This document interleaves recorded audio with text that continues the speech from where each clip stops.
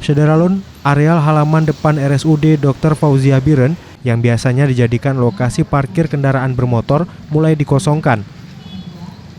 Parkir kendaraan pun dipindahkan ke sebelah barat rumah sakit dan sebagian parkir di ruas jalan 2 jalur.